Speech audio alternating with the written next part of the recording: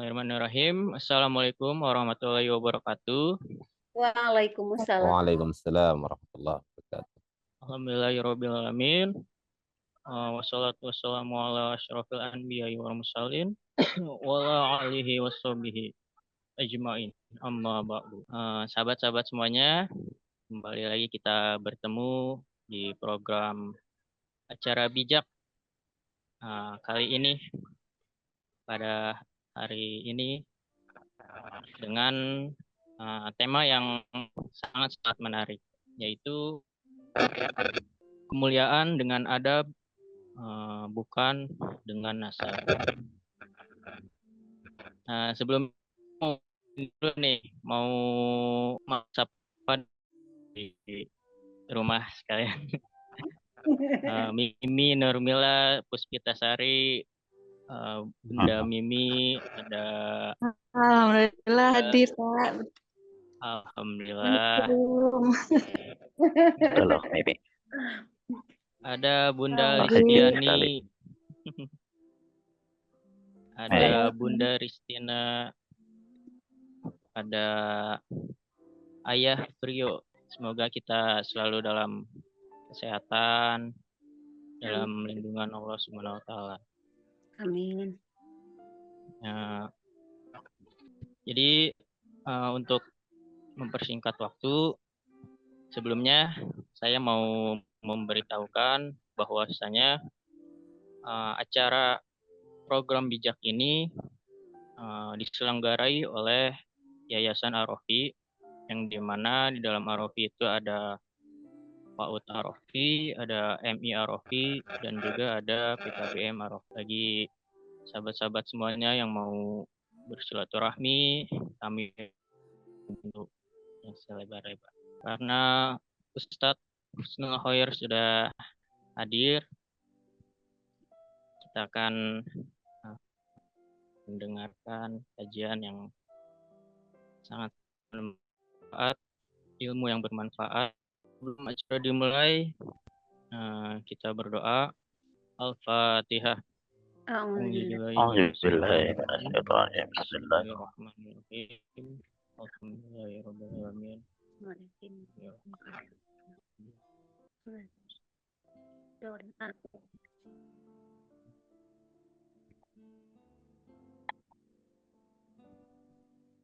Langsung saja ke acara inti akan oleh kita, oleh Husnul Khoir Tulungan, dipersilakan.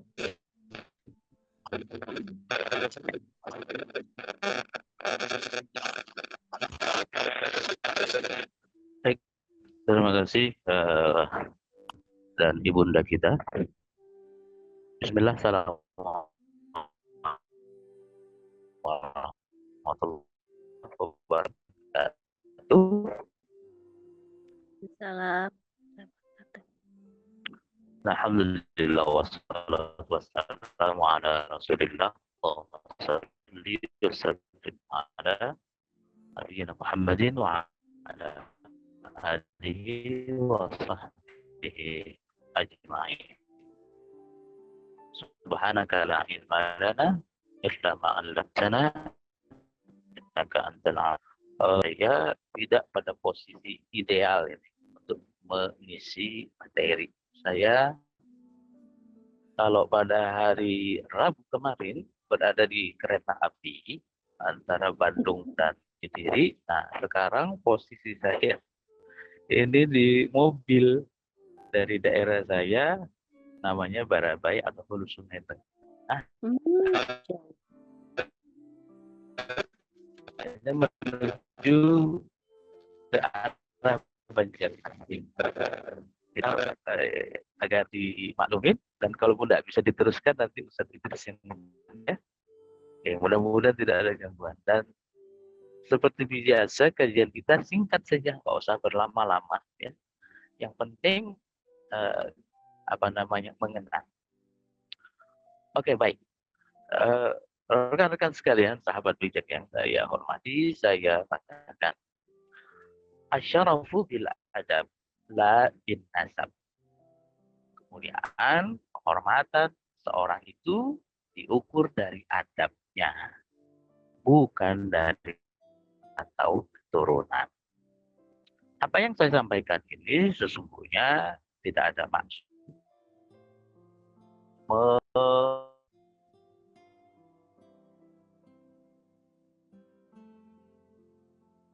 mengkritisi fenomena yang halayak baik di media sosial dan sebagainya terkait dengan nasab-nasab yang seringkali dikaitkan dengan keturunan Nabi. Nah, itu lain persoalan. Ya. Nah, pada prinsipnya kita tentu saja sebagai Muslim wajib menghormati, memuliakan siapapun itu. Apalagi para ulama, orang-orang berilmu, termasuk juga keturunan-keturunan Nabi. Ya. Nah, jika betul memang, maka kita wajib menghormatinya. Oke? Tapi jangan lupa, Allah siapkan, Allah sediakan bagi siapapun yang beriman, beramal soleh dan berbuat baik tanpa melihat dari manapun dia, keturunan apapun dia, suku bangsa dan warna kulit apapun dia. Pun demikian neraka. Neraka Allah siapkan, Allah janjikan ibaratkan bagi mereka yang melakukan dosa, kuningrat, berdarah biru, atau rakyat jelata, warna kulit apapun, bangsa apapun dia, bahkan termasuk keturunan Nabi sekalipun bisa masuk neraka. Bukankah Nabi Nuh diuji oleh Allah dengan anaknya yang ingkar, ya kan? Begitu pula Ibrahim alaihissalam, Khalilullah dijuluki, bapak monoteisme, diuji oleh Allah melalui bapaknya sendiri. Ingat, dalam Islam, keimanan bukanlah para yang berisi tua yang soleh, orang tua yang alim, orang tua yang berilmu. Tidak ada jaminan, ya, karena lagi-lagi iman soalan di mana Allah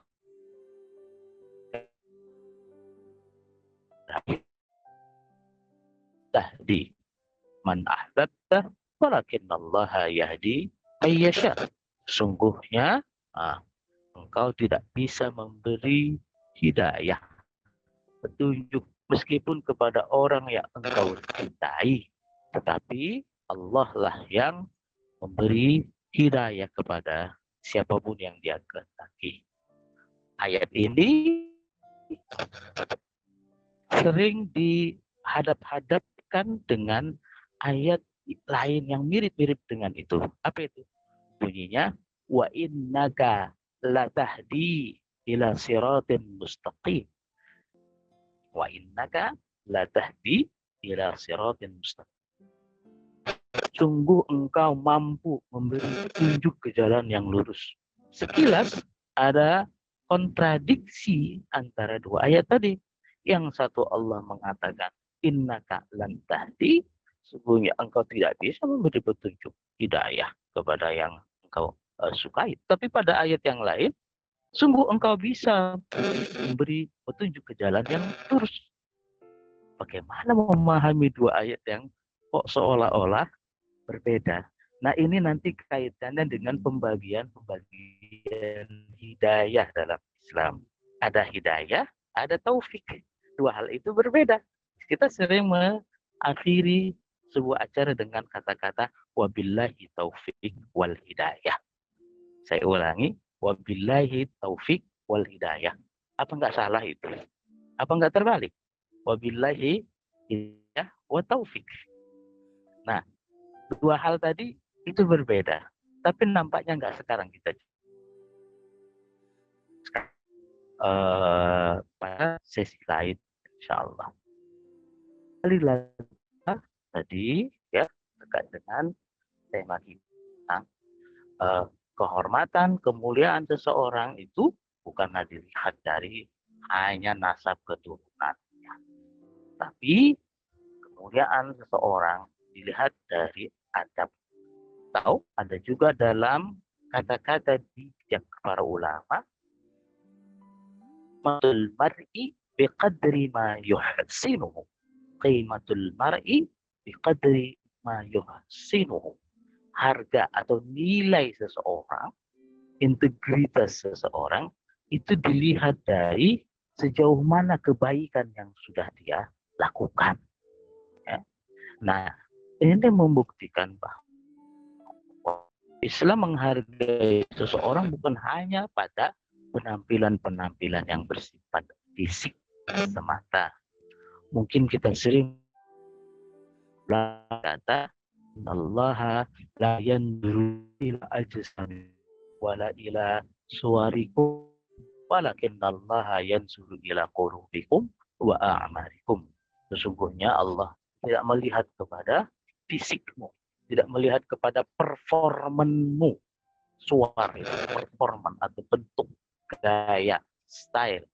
Walakin Allah, tapi Allah melihat kepada qulubikum wa a'marikum. Ingat, kalau ini dikatakan hadis, ya, bukan berarti kita meremehkan aspek penampilan. Ya. Allah kan melihat kepada yang batin, ya. Tetapi manusia, ya, umumnya kita melihat aspek. Jadi artinya aspek juga penampilan itu juga menjadi sebagai kan kita diri seseorang. Sahabat bijak yang saya banggakan. Kalau tadi dikatakan asyarafu bil adab, kemuliaan itu dengan adab. Apa itu adab? Samakah dia dengan tun, budi pekerti, etika, moral, dan sebagainya? Saya membahasnya atau meninjaunya dari sisi bahasa saja, ya. Nah, istilah adab itu mirip-mirip dengan akhlak. Meskipun kedua hal tadi ada beberapa irisan-irisan yang berbeda. Adab itu lebih kepada aspek atau dimensi-dimensi lahir. Makanya ada istilah adab mencari ilmu, adab di perjalanan, adab di apa misalnya, adab di di jalan dan sebagainya. Itu adab. Nah, adapun akhlak dia lebih umum sifatnya. Karena dia mencakup aspek-aspek lahir dan juga aspek batin. Akhlak itu juga mencakup misalnya kejujuran, aspek keikhlasan, aspek tawadu, di samping juga aspek-aspek lahir, kan? Nah itu. Nah, kemudian apa bedanya akhlak itu dengan moral atau etika? Nah, ini berbeda. Begitu santun itu bisa dilihat dari beberapa aspek, ya. Nah, pertama aspek sumbernya atau dimensi sumber.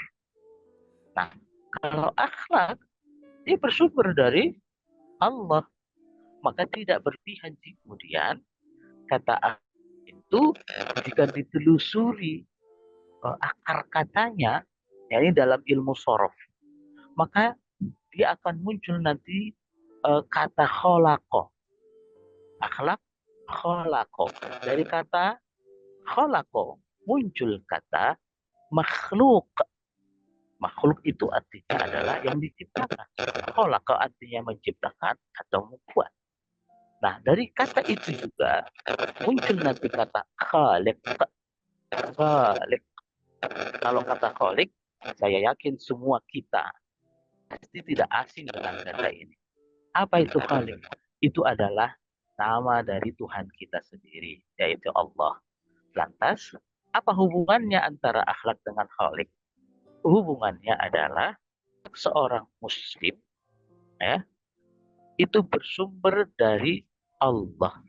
Allah lah yang menentukan baik dan tidaknya sesuatu perbuatan, jenis makanan, akhlak yang dalam kitab suci nya Al-Quran. Adapun sampel atau contoh dan akhlak itu ada pada Nabi kita Muhammad Sallallahu Alaihi Wasallam. Maka dan innama bu'istu liutammima akhlak. Sesungguhnya aku diutus untuk menyempurnakan akhlak. Nah, kata-kata menyempurnakan ini menunjukkan bahwa sebelum Nabi Muhammad itu akhlak itu sudah ada. Ya. Bukan juga menyuruhkan kepada hal-hal yang ma'ruf dan tetapi keberadaan Nabi Muhammad yang menjadi penutup Nabi jauh lebih sempurna. Karena itu tidak ada standar terbaik Islam kecuali hanya ada pada diri Rasul Sallallahu Alaihi Wasallam. Jangan kita menjadikan meter kehormatan, meter kemuliaan, meter akhlak dari orang-orang tertentu, hanya dari artis. Mohon maaf, saya tidak mengeneralis, dari pemain bola, ya. Apa? Karena manusia-manusia yang masih hidupan sampai saat ini, meskipun dia terlihat, kita tidak tahu di akhir hidupnya, ya. Karena itu banyak orang tapi di akhirnya dia su'ul khatimah. Kalau kita ingin menjadikan atau qudwah kalau dalam bahasa agamanya untuk berakhlak, maka ambillah dari orang atau tokoh-tokoh yang sudah meninggal dunia dan selama hidupnya tercatat banyak menebarkan kebaikan. Dan yang lebih baik tentu saja adalah sampel itu hanya ada pada diri Rasul atau para sahabat salafus soleh, ulama-ulama yang soleh. Nah, Nabi ada mengatakan yuhsarul mar'u man ahabba. Kelak setiap manusia akan bersama orang-orang yang dicintainya, yang dijadikannya sebagai panutan. Kalau kita mengidolakan sepak bola, maka nanti kita akan berkumpul dengan Lionel Messi, akan berkumpul dengan Ronaldo dan sebagainya. Kalau kita mengidolakan penyanyi, ya, Celine Dion misalnya, maka nanti kita akan berkumpul dengannya. Penyanyi Indonesia juga demikian. Nah, tapi kalau kita mengidolakan, menjadikan kedua itu adalah Nabi, para sahabat dan salafus saleh, maka kelak kita pun mudah-mudahan berkumpul bersama mereka. Sahabat bijak yang saya hormati, saya banggakan, itu perbedaan antara adab, akhlak dengan budi pekerti atau moral, ya, dan sopan santun. Nah, jadi yang pertama adalah sumber. Kalau akhlak itu sumbernya dari Allah, maka kalau sopan santun atau etika dan moral dan sebagainya itu dari kesepakatan manusia. Itulah sebabnya karena dia bersumber dari kesepakatan, kita tidak menemukan ada batasan yang sama antara sopan dan tidaknya sebuah perbuatan. Bagi masyarakat Sunda, ya, misalnya kalau nggak lewat dan punten itu mungkin dianggap tidak sopan. Puan nggak bilang punten, ya, itu seperti ayam lewat, gitu katanya. Ya. Tapi bagi masyarakat yang lain, itu tidak masalah. Tidak masalah. Dan begitulah. Belum lagi dari cara berpakaian. Bagi sebuah masyarakat yang tidak terbiasa, misalnya berpakaian menutup aurat, bagi mereka hal yang biasa. Tapi bagi masyarakat yang apalagi Islam, kalau tidak menutup aurat, maka itu dianggap tidak sopan. Batasan-batasan aurat saja itu sudah berbeda antara satu budaya dengan budaya yang lain. Dalam aurat, sopan santun berpakaian sudah jelas. Ya. Kemudian apa lagi? Perbedaan antara moral ya, dengan akhlak ya, dan atau sopan santun. Mungkin bagi sebagian orang minum minuman keras, tua dan sebagainya itu hal yang biasa. Apalagi di masyarakat yang konon katanya cuacanya dingin. Di beberapa, saya tidak perlu menyebutkan nama daerah. Ada satu kabupaten di Indonesia yang bupatinya dengan bangga mempromosikan minuman keras sebagai produk lokal, dan hendaknya ini dipasarkan dan menjadi minuman khas daerah tersebut. Coba bayangkan seorang kepala daerah mempromosikan minuman keras. Bagi masyarakat itu mungkin sudah biasa, itu sopan minum minuman keras. Tetapi dalam Islam, kita jelas punya aturan. Qaliluhu wa katsiruhu haram. Sedikitlah dia, banyak apalagi, maka minuman keras itu tetap haram hukumnya. Tidak pantas, tidak sopan. Dan sekian banyak perbedaan-perbedaan atau tolak ukur yang tidak sama antara akhlak dalam Islam dengan budi pekerti, itu sopan santun dan sebagainya. Karena itu sebagai muslim, ya tentulah kita mencari penghormatan, kemuliaan itu hanya dari Islam. Laqad a'azzakumullahu bil Islam, kata Umar bin Khattab kalau tidak salah. Famahma tatlubu al-'izzata bi ghairihi yudhillumukumullah. Telah muliakan kalian wahai umat Islam dengan agama ini. Maka jika engkau mencari penghormatan, mencari kemuliaan di luar dari Islam, maka Allah akan menghinamu. Allah akan jadikan engkau terhina. Begitu pula mereka-mereka yang mencari penghormatan, kemuliaan, ya, hanya karena berdasarkan garis keturunan. Oh ini tuh apa namanya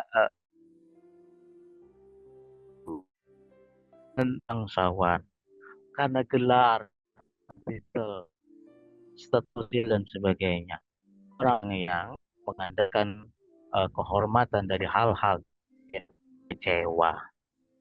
Saya pernah contohkan kalau tidak salah di sebelumnya, seseorang itu terhormat bukan hanya karena nasab, bukan hanya karena ilmu, karena gaya penampilan.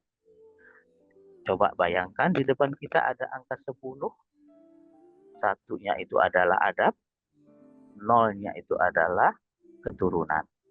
Kemudian 100 berarti nolnya 2, nol yang kedua adalah harta 1000, nol yang ketiga adalah status sosial 10.000, nol yang berikutnya adalah titel, gelar dan sebagainya, dan seterusnya sampai 1.000.000 nol yang berjumlah 6. Andai kata seluruh nol-nol tadi adalah simbol-simbol yang kita banggakan, tapi kemudian satu yang ada di depannya kita hilangkan, maka berapakah nilai nol tersebut? Tentu saja tidak ada. Tidak ada nilainya sama sekali. Nah itulah kenapa ada ulama berkata, al-adab qabla al-ilmi. Kedahulukanlah adab sebelum berilmu. Dalam adab mencari ilmu, dalam urutan yang pertama adalah adab terlebih dahulu, baru kemudian ilmu, baru kemudian amal. Atau Kalau ingin dilengkapin lagi adalah pertama iman, yang kedua adab, yang kedua ilmu, baru kemudian yang keempat adalah amal. Begitulah urutan-urutan yang seharusnya seorang muslim lewati dalam rangka mencari ilmu. Jika kita datangi ilmu dengan adab, akan mendatangi kita dengan keberkahan. Di balik apa ilmu itu tidak membawa keberkahan bagi orang yang memilikinya, karena boleh jadi dia tidak mendatangi ilmu itu dengan adab. Saudara-saudaraku, sahabat bijak yang saya banggakan. Nah, itulah sebabnya kenapa kita jangan terlalu mengharapkan penghargaan. Kita tidak perlu kecewa jika orang-orang tidak menghormati kita. Kita tidak perlu sedih jika orang-orang tidak menghargai kita. Kita seharusnya sedih dan kecewa jika diri kita tidak berharga, jika diri kita tidak terhormat. Nah, penghormatan itu atau penghargaan itu tidak semestinya kita minta, tetapi dia diberikan, given. Dia diberikan. Kepada siapa penghormatan itu diberikan?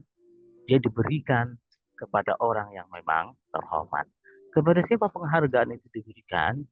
Dia diberikan kepada orang yang memang layak dan pantas untuk dihargai. Sahabat bijak yang saya banggakan.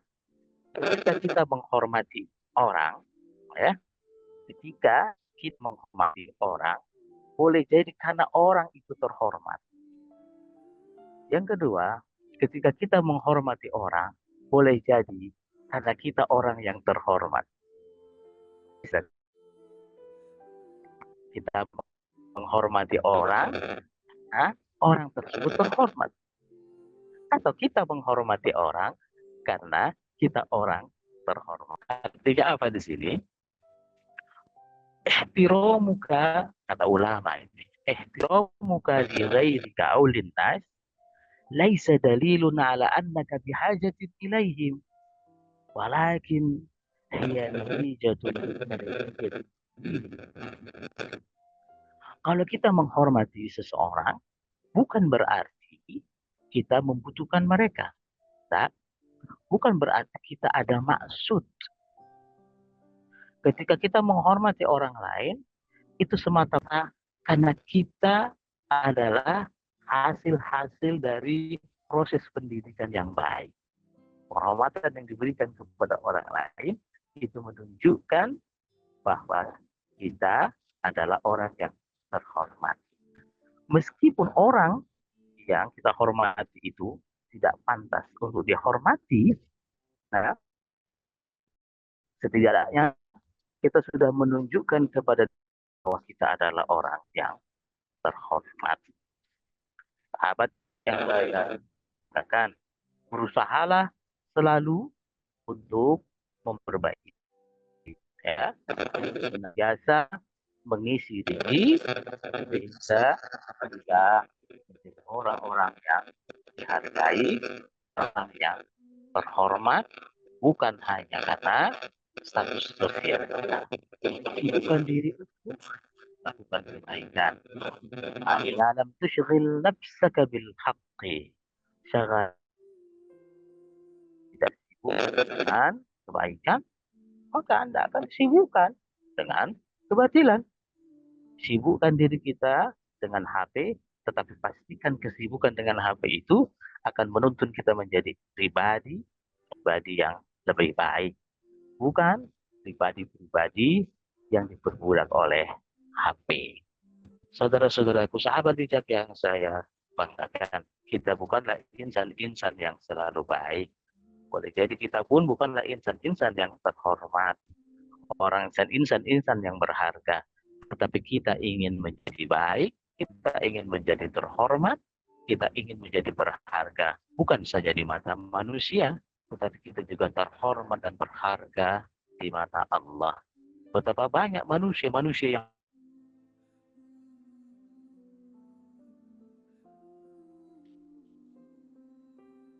Sepertinya Gurunda terlempar. Kenapa? Ya, sinyal mungkin ya. Oh, ini dicatat nih, Pak Ustadz. Ya, padahal lagi luar biasanya tadi. Ih, bagus banget. Aduh, sampai jam berapa kita? Eh, kita mempunyai waktu 20 menit lagi, Bu. Aduh, sayang ya. Gimana cara masuknya lagi? Insya Allah nanti sembari dihubungin, sembari menunggu Gurunda. Kemungkinan besar di sana banyak hutannya juga. Kebetulan Oh, beliau ini, Bu, Sahusnul jadi ini, beliau dakwahnya di pedalaman, Bu. Di jadi Gunung Maratus, ya. jadi semuanya ini terlempar? Tidak hanya Ustadz Husnul saja, mungkin jaringan yang terganggu. Oh, beliau. Jadi kita mendengar, kita ngobrol kedengeran gitu. Di lokasi mana Ustadz? Daerah beliau. Oh iya nih, Ustadz, coba disapa Barabai. Aldi. Barabai katanya tadi. Nah, udah masuk lagi Ustadz. Aldi Siap. disapa Aldi.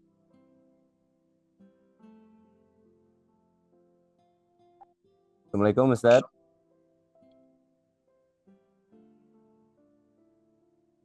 Assalamualaikum.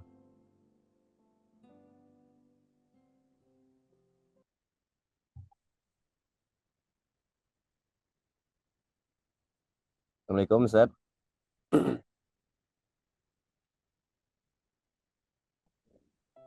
Testing, suara? Ya Ustadz. Kedengaran? Nah, Nah, sempat terlempar tadi Ustadz. Tafadhol. Oke, sudah mulai lagi ya. Ya, tadi sampai ini sampai sebentar. HP itu tentang ini nih. sebagaimana kita menggunakan HP untuk Sibukan dengan perbaiki diri. Jangan sampai kita dijajah HP. Itu kalau nggak salah pointernya. Oh Betul. iya. Oke. Kata-kata Imam Syafi'i sebetulnya. Idza lam tushghil nafsaka bil haqq, syagalatka bil batil. Jika Anda tidak sibukkan diri dengan yang baik, yang benar, maka niscaya kita akan disibukkan dengan kelalaian. Kita akan disibukkan dengan sia-sia.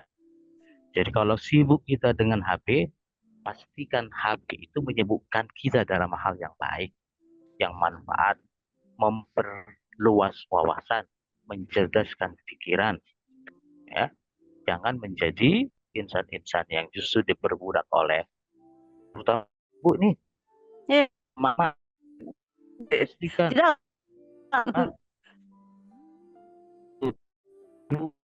ini apa namanya, berkeluh kesah di media sosial ya. Sedikit misalnya lampu mati sudah ngomel-ngomel di WA misalnya, contoh ya. Enggak seperti itu ya. Misalnya ada masalah dengan suami ya, jangan disebarkan di media sosial. Ini semuanya ya, bukan satu per orang, semuanya ya, buat kita. Ingat, cara kita memperlakukan media sosial ya, cara kita memperlakukan media sosial itu akan menjadi media buat orang lain untuk menilai kepribadian kita. Jangan sampai harga diri dan kehormatan kita dipandang rendah, murah, hanya karena kita salah menggunakan media sosial. Tidak semua apa yang kita tahu harus di-share. Tidak setiap apa yang kita rasakan harus diungkap. Tidak setiap apa yang kita dengar harus kita publikasikan. Sebagaimana halnya juga, tidak setiap apa yang kita baca di media sosial harus kita cari. Ya, maka jadilah insan-insan yang terhormat, insan-insan yang berharga. Sahabat bijak yang saya katakan, bersyukurlah jika kita memang ditakdirkan oleh Allah memiliki darah keturunan yang terhormat. Katakanlah darah biru kah itu namanya, bangsawan kah itu namanya, atau keturunan kah itu namanya, syukurlah. Tapi ingat bahwa di balik kekuatan, di balik status sosial yang tinggi, itu ada tanggung jawab moral. Ada tanggung jawab moral. Di balik status sosial, di balik titel, ya, di balik kata-kata apa misalnya ustadz, kiai dan sebagainya, tuan guru, itu ada beban moral.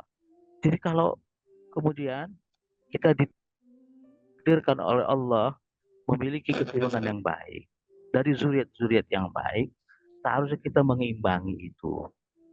Jangan sampai seperti para pejabat-pejabat, oknum-oknum pejabat yang kursinya, jabatannya terhormat, tapi dia yang menduduki jabatan itu menjadi tidak terhormat.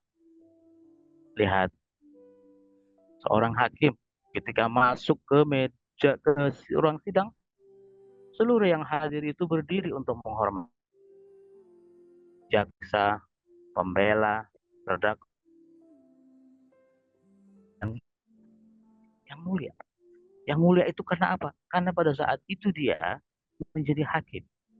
Tetapi di luar persidangan, tidak mungkin orang menggunakan kata yang mulia kepada hakim tersebut.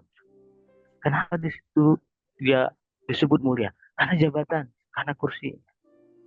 Nah, jadi ada tanggung jawab moral. Kalau kita misalnya memiliki jenjang pendidikan yang tinggi, maka ada tanggung jawab moral di balik itu. Apakah ilmu yang kita miliki itu bisa kemudian menghiasi perilaku kita? Bersyukur, berbangga karena keturunan baik-baik, bersyukur dan berbangga karena orang tua kita dari darah biru, bangsawan, bersyukur jika kita memiliki jabatan, tetapi ingat ya bahwa kita dinilai bukan hanya karena itu. Hormatilah orang karena memang dia pantas dihormati. Tetapi orang yang terhormat pasti akan menghormati. Ihtarim tuhtaram. Hormatilah orang, Anda pun akan dihormati. Saya kira demikian, sahabat bijak yang saya hormati. Mohon maaf jika ada segala khilaf. Insya Allah disambung pada pertemuan yang akan lebih keadaan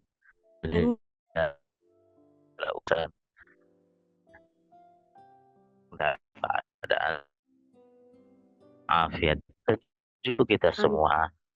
Kita yang mungkin yang sedang diuji oleh Allah dengan sakit, akan sakitnya dibuat dia sabar dalam menjalani sakit. Ingat, kesabaran dalam menghadapi sakit itu menjadi kifarat, menjadi penggugur dosa-dosanya. Mereka yang sedang dililit hutang, semoga Allah mudahkan. Semoga Allah ringankan bebannya. Mereka yang sedang sedih, semoga Allah tenangkan hatinya dan dimunculkan orang-orang yang saling menguatkan. Hadanallahu wa iyyakum ajma'in. Wassallallahu ala nabiyyina Muhammad warahmatullahi wabarakatuh. Waalaikumsalam warahmatullahi wabarakatuh. Ilmu yang diberikan oleh Ustadz Mustafa ya. Untuk selanjutnya apa mau ada pertanyaan Ustadz? Saya kira sudah saja ya. Sudah saja ya. Ya. Ini enggak maksimal kalau di mobil nih. Ini perjalanan masalah. Pertanyaannya di keep saja, insya Allah nanti akan dijawab di grup insya Allah ya. Itu boleh di grup nanti saya jawab. Itu boleh dari Bunda Lisdiani. Apa pertanyaan coba? Bacain Ustadz Aldi. Assalamualaikum, izin bertanya Pak Ustadz. Rumah adalah madrasah pertama bagi anak-anak. Sekarang banyak orang yang belum siap jadi orang tua tapi sudah punya anak. Akibatnya akhlak anak-anak menjadi buruk. Bagaimana solusinya? Oke, gini saya jawab langsung aja ya. Rumah itu adalah madrasah. Lebih tepatnya sebetulnya adalah itu al-umum madrasatun. Ungkapan ini ya sering diangkat para praktisi pendidikan ini. Al-umum madrasatun. In a'adatta a'adat sya'ban yibal a'raq. Begitu lengkapnya. Ibu adalah madrasah. Jika engkau mempersiapkan mereka dengan baik, maka engkau telah mempersiapkan sebuah generasi. Lebih spesifik lagi, jika rabbaita rajulan, rabbaita rijalan. Jika rabbaita bintan, rabbaita ummatan. Jika Anda mendidik seorang anak laki-laki, Anda mendidik seorang tokoh.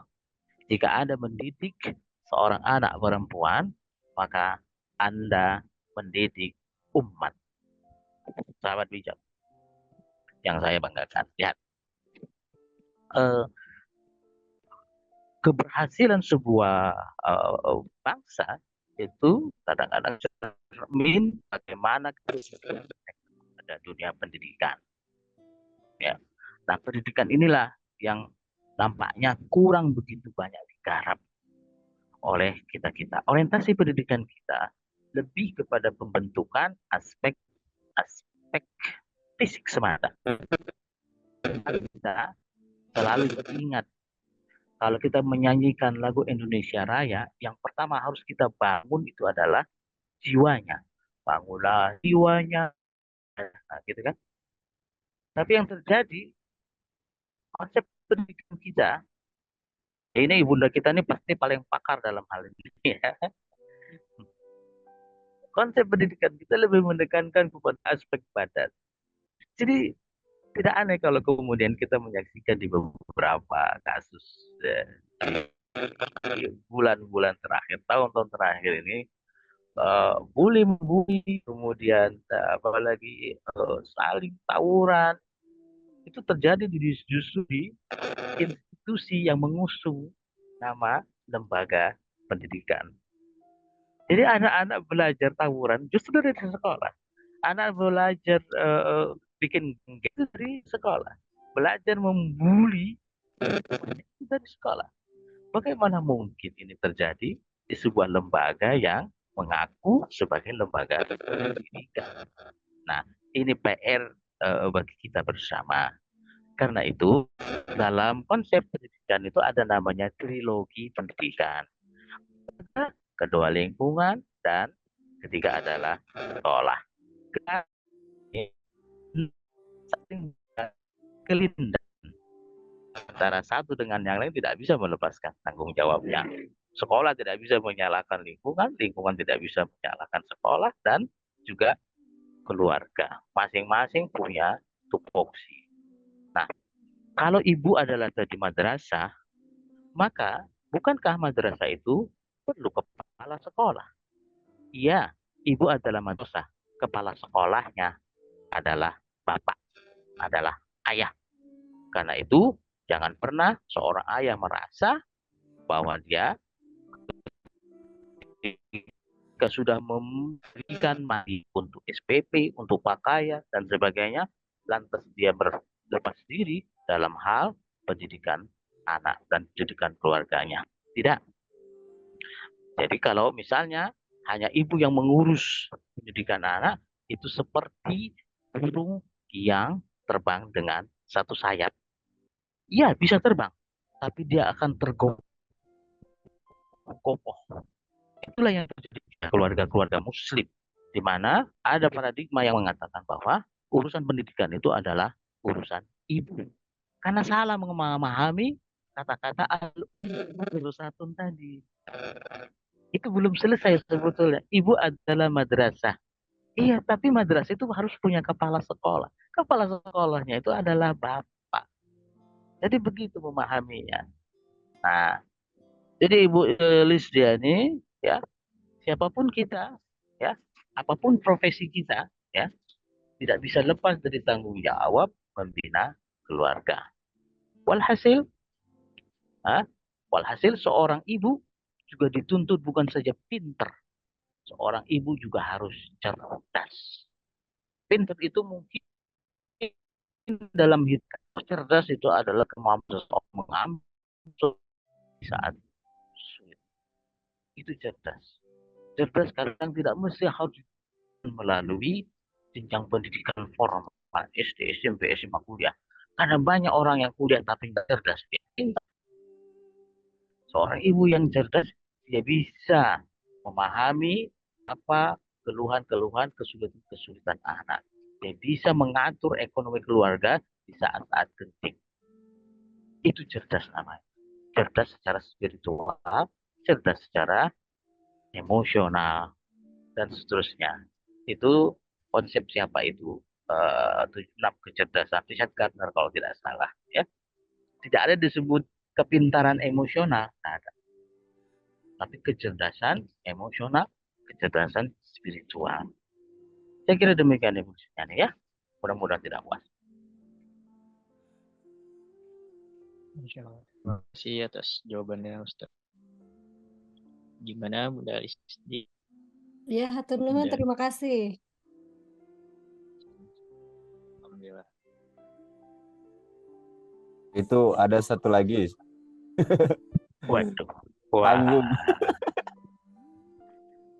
Mudah-mudahan sinyal Ustaz aman, Ustaz. Nah, pertanyaannya apa? Mohon dibacakan Ustaz Aldi. Yang mana? Itu yang salaman nah, Pak Ustaz Aldi. Ini izin membacakan Ustaz. Satu lagi Pak Ustaz. Bagaimana kita mensikapi akhlak yang bertentangan dengan budaya? Misal budaya salaman, terutama ketika hari raya, banyak yang bukan muhrim bersalaman, bahkan cipika-cipiki hatur nuhun. Dari Ibu Lisdiani juga, Ustaz. Ya, begini, antara ajaran agama dengan budaya itu hubungannya itu seperti dispenser. Apa maksudnya? Dispenser itu ada cold, ada hot. Ya. Jadi ada panas, ada kadang-kadang dingin. Dalam beberapa hal, agama bisa mengakomodir budaya, ya. Tetapi tidak semua budaya itu bisa diakomodir oleh agama, ya kan? Nah, mana yang harus didahulukan, budaya dulu atau agama, atau dengan kata lain, agama menyesuaikan dengan budaya atau budaya menyesuaikan dengan agama? Dalam pandangan Islam tentu saja tidak mungkin Islam menyesuaikan dengan budaya. Budaya itulah yang harusnya menyesuaikan dirinya dengan agama. Kenapa? Karena budaya itu adalah hasil daya karsa, apalagi cipta manusia. Sementara agama, ya, agama itu adalah dari Allah. Maka memang mungkin Allah tunduk kepada pola pikir dan hasil produksi pemikiran manusia. Ya, jadi yang seharusnya adalah hendaknya agama itu atau hendaknya budaya itu menyesuaikan dengan agama. Karena untuk itulah Islam diturunkan sebagai rahmatan lil alamin. Tetapi lagi-lagi dalam kenyataan di lapangan, orang-orang atau para budayawan ini seringkali kadang mengalami gesekan-gesekan dengan kaum agamawan. Terus bagaimana solusinya? Jalan tengahnya bagaimana? Saya termasuk yang berpendapat bahwa budaya itu ya bisa kita akomodir selama dia tidak bertentangan dengan prinsip-prinsip dasar Islam. Dalam ranah fikih Islam, sebetulnya ada satu klausul yang mengakomodir budaya. Ada yang disebut dengan al-urf. Ya, kalau antum mahasiswa pasti pernah belajar Masadirul Ahkam al-Islami namanya. Sumber-sumber atau dasar-dasar hukum Islam. Hukum Islam itu ada yang disepakati dan ada yang diperselisihkan. Nah, ini jadi kuliah kita nih, kuliah fikih ini. Yang disepakati itu adalah Al-Quran dan hadis. Yang diperselisihkan itu adalah dalil-dalil ijtihadi. Seperti misalnya qiyas, istihsan, masalih mursalah. Termasuk di antara salah satunya adalah al-urf, tradisi atau budaya. Jadi tidak benar kalau kemudian Islam menutup pintu rapat-rapat terhadap budaya. Enggak. Ya. dalam fikih Islam, budaya itu bahkan mendapat tempat khusus dalam bab yang disebut dengan al-urf, tradisi. Jadi tradisi bisa dijadikan dasar penetapan hukum. Tetapi pertanyaannya kemudian budaya yang mana? Nah, budaya yang soleh atau al-urf itu terbagi dua. Al-urful fasid, al-urful saleh. Tradisi yang baik dan tradisi yang rusak. Kita ikuti yang baik. Nah, contoh konkret sehari-hari apa di masyarakat kita? Misalnya tadi ada yang baik, maka kita ambil misalnya dalam apa misalnya coba salam salaman ya. Salam salaman itu hal yang baik, ya kan? Hanya persoalan salam salaman itu kan salam salaman itu ada dari ajaran Islam. Nah, kadang-kadang ucapan salam assalamualaikum itu adalah ajaran Islam. Nah, tradisinya apa? Kan masing-masing setiap daerah ada ungkapan, misalnya sampurasun, kan? Atau apalagi kata-kata selamat pagi dan sebagainya. Itu boleh kita lakukan, kita ungkapkan selain juga salam Islam tadi. Nah, tetapi kalau ada salam-salam yang mengucapkan kata-kata yang ada hubungannya dengan ritual agama lain, maka itu masuk kategori al-urful fasid, tradisi yang rusak, tidak boleh kita ikuti. Nah, itu salam dalam ucapan. Kadang-kadang juga kita salam itu juga dalam bentuk perbuatan. Apa itu? Dan jabatan, kan? Akan dibarengi juga dengan pelukan dan sebagainya. Itu teknis. Nah, dalam ini para ulama tentu saja sudah menjelaskan mana yang boleh dan mana yang tidak. Ada pandangan ulama yang ketat terkait dengan salaman secara fisik tangan ini ya. Bagi mereka-mereka yang bukan mahrim, bukan mahrimnya, ya, bukan mahram atau muhrim, mahram, ya, muhrim itu orang yang ihram, maka tidak boleh bersalam-salaman kecuali kepada yang anak-anak kecil yang masih belum mengenal apa namanya mengenal mengenal impuls-impuls seksual, ya, itu dibolehkan. Tetapi kalau menurut saya bagi anak-anak yang sudah mulai memasuki hendaknya diajarkan adab-adab yang Islami, di antaranya adalah bagaimana berinteraksi dengan lawan jenis, ya. Nah, pendapat kedua, ada ulama yang juga agak Syekh Ali, seorang mufti di Mesir. Beliau mengatakan bahwa kesalahan itu tidak. Itulah sebabnya kita menyaksikan pejabat-pejabat tinggi negara-negara Islam pun kadang-kadang ada yang bersalaman. Jadi Syekh Ali Jum'ah mengatakan bahwa dibolehkan, silakan bersalaman. Salaman tidak syahwat dalamnya. Tapi saya agak mengurangi rasa hormat tentu saja kepada beliau yang ilmunya jauh lebih tinggi dari saya, ya, sangat luar biasa ilmu beliau. Hanya apa namanya kita berhati-hati menjaga ikhtiyat itu lebih baik tentu saja, ya. Hanya saja di kalangan kita di pesantren-pesantren tradisi memang salam-salaman, ya, antara ustadz kiai dengan santri, ya. Itu kadang-kadang menjadi kultur kita, sehingga kalau nggak mencium tangan itu kadang-kadang dianggap tidak hormat. Saya pikir ini tradisi yang kita boleh sepakat dan juga boleh tidak sepakat. Tapi saya pribadi berpendapat jika kita sudah dewasa, ya, kemudian untuk kehati-hatian sebaiknya dihindari hal seperti itu.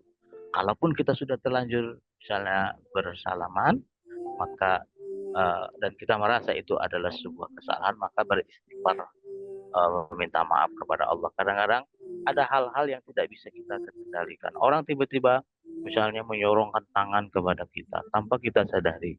Ada juga kadang-kadang anak-anak murid santri kadang-kadang apa namanya menyalama kita karena ingin menghormati, ingin memuliakan guru dan sebagainya. Bagi santri laki-laki dengan guru laki-laki, saya pikir tidak masalah. Tetapi jadi santri putri, gurunya laki-laki atau sebaliknya, maka sebaiknya dalam rangka kehati-hatian hal itu sebaiknya dihindari. Saya kira demikian.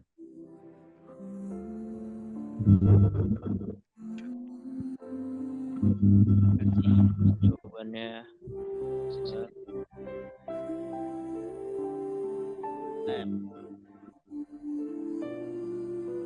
Kecil.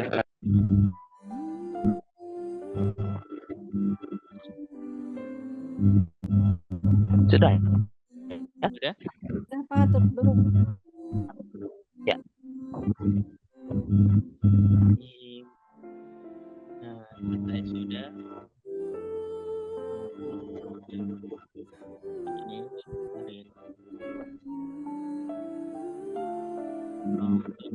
materi, nah itu akan sudah disimpan di sahabat-sahabat bijak ulang-ulang atau mendengar ulang dari Ustadz Husnul Khoir. Nah itu bisa dilihat atau disaksikan di YouTube. Boleh ayah bunda atau sahabat-sahabat semuanya untuk subscribe YouTube bijak, media bijaknya.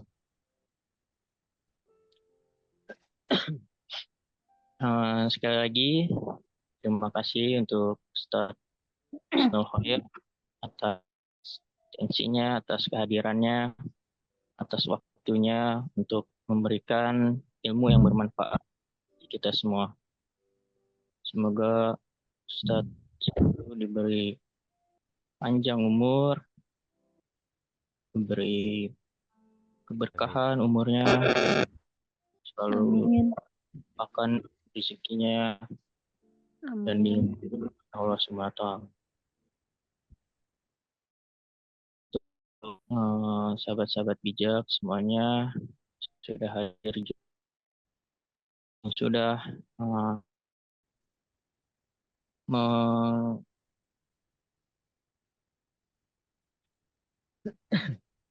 bentar.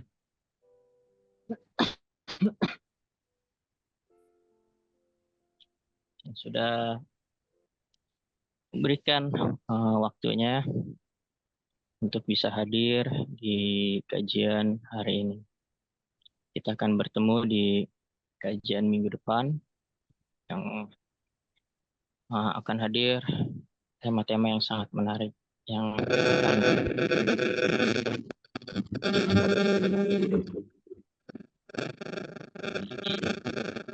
program bijak di Muslim Arofi, yang dimana Yayasan Arofi ini terdapat MI Arofi, PAUD Arofi, MI Arofi, dan juga PKBM Arofi.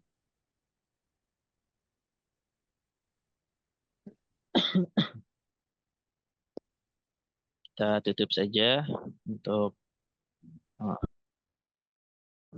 dengan bacaan Kifaratul Majelis. Subhanakallahumma wa bihamdika asyhadu an la ilaha illa anta nastaghfiruka wa natubu ilaik. Sekali lagi terima kasih untuk semuanya yang sudah hadir.